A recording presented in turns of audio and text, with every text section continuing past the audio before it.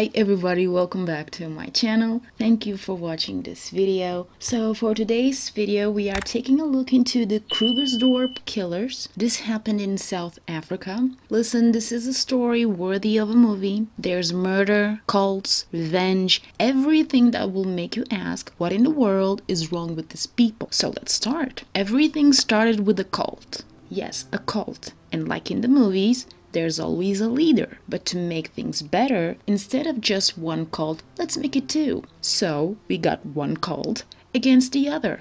Everything started when Cecilia Stein decided to enter a cult named Overcomers Through Christ. This cult was led by Ria Grunwald, and their goal was to convert Satanists to Christianity. Yes, you heard it right. The two of them met in 2007 and became very close. Cecilia told Ria she was a reformed Satanist and that she possessed powers. Cecilia told Ria she was sick and suffered attacks from demons. And in true manipulative fashion, she told Ria she was dying. She had death curses. With time, the relationship between the two deteriorated. Cecilia had this thing about making fun of Ria in front of other people, and she also drugged Ria. Another friend she met in 2008 claimed Cecilia had told her she was the most powerful witch in the world, the bride of Satan. She could astral travel, disappear, and reappear. She could do things to people without touching them. She had multiple personalities. Cecilia also claimed she was dying. She had spiritual and physical attacks. She would vomit blood and had convulsions, and she did this by putting small balls of blood in her mouth. And of course, we couldn't talk about blood without stating the obvious. Cecilia also claimed to be a vampire, and she read people's minds. In 2012, Cecilia Stein joined the cult Overcomers Through Christ, but she didn't join alone. Cecilia had minions. With Cecilia came Zach Valentine, his wife Michaela, and Miranda Stein. Ria Grunwald was the leader of that cult, but eventually Ria and Cecilia's relationship turned sour and Ria cut ties with Cecilia. So what did Cecilia do? She left the cult, but she took her minions with her, and all of them, Cecilia, Zach, and Miranda, formed another cult named Electus per Deus. Cecilia was of course the leader, and she manipulated everyone around her. Because the relationship between Ria and Cecilia ended, Cecilia was pissed and she wanted revenge, so she and her minions started attacking members of the OTC. The cult led by Cecilia started their attacks with homemade bombs, which they put under the cars of members attending OTC courses, but they didn't explode. Then they started a fire and damaged a building, and this time Cecilia left a note for Ria. A couple months later, several members of the OTC and people associated with Ria received threats through messages. Cecilia and her minions then were able to set up explosives near cars at an OTC meeting. But Cecilia wanted more, so she decided to falsely accuse one member of the OTC of doing a prayer called Danger Prayer, which led to the death of several children. And Cecilia took things further and she convinced Zach Valentine to kill Natasha Berger. Then on July 26, 2012, he entered the house of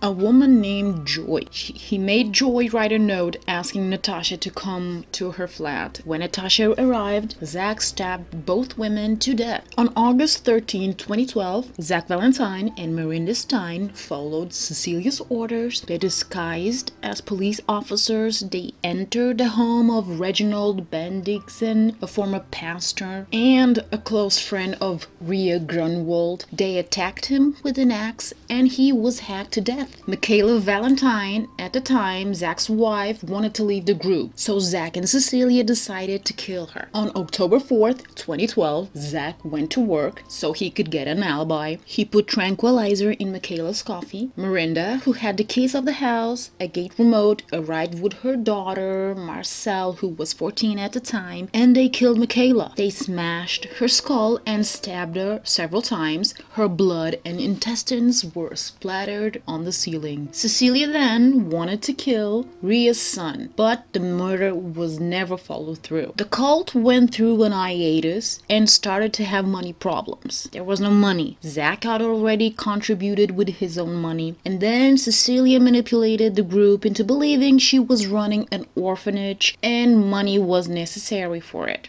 So Cecilia developed a plan to get money through insurance fraud, theft, and of course their favorite crime, murder. On November 27, 2015, Zach, Miranda, and Marcel arrived at the home of Peter Meyer and his wife Joan. John Bernard, another member of the cult, convinced the three of them Peter and Joy had a lot of money at home. They arrived at the house, they tied the couple, and demanded money. The couple didn't have much of it, so they were stabbed to death. Cecilia then decided they were going to fake Zach Valentine's death for insurance money. They met a street vendor named Jared Jackson, and on December 16, 2015, Jared, John Bernard, Miranda, and LaRue Stein, Miranda's son, left in two cars. One of the cars was Zach Valentine. Then LaRue drugged and strangled Jared. They parked Zach's car, they put Jared's body in it, and set the car on fire. Miranda then identified the body of Jared as if it was Zach Valentine's,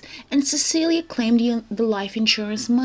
Zach Valentine hid until he was arrested. To get money from people, the group would set up an appointment with a victim. Miranda, LaRue, and Bernard would intimidate the victims into giving their bank cards. Marcel would check if the PIN was correct, and then they would kill the victim. On January 27, 2016, Miranda, LaRue, Marcel, and Bernard met Glenn McGregor at his home. They shot him and forced him to transfer money into Miranda's account. He died. Then they lured Anthony Schofield to their flat in Krugersdorp. They forced him at gunpoint to hand over his bank cards and pins. They withdrew money and used his cards. Then they strangled him and placed him in the trunk of his car. On May 16, 2016, they lured Kevin McAlpine and forced him to hand over his cards. They withdrew money. Then they strangled him and placed him in the trunk of his car as well. Last but not least, on May 30th, 2016, they lured Anle Latigan. They threatened her. They withdrew money from her account. She was reported missing and her body was found near a cemetery. And so in a period of 4 years, a group moved by greed, revenge, religious extremism, and of course manipulated by a psychopath, they spread death wherever they go. They were arrested and charged with robbery, aggravated assault, racketeering, possession of an unlicensed firearm, fraud, and identity theft. They pleaded not guilty, but things didn't end up well for them. Miranda Stein was found guilty and sentenced to 11 life terms and 115 years in jail. LaRue Stein entered a plea and was sentenced to 35 years to each 7 murders he was a part of. He testified, so they removed 10 years of his sentence. John Bernard was sentenced to 20 years. Zach Valentine was sentenced to 8 life sentences and 93 years. Marcel Stein was sentenced to 7 life sentences and 144 years. And finally, the master manipulator, the true monster, Cecilia Stein. She was sentenced to 13 life sentences and 155 years. Be careful with whom you become friends with.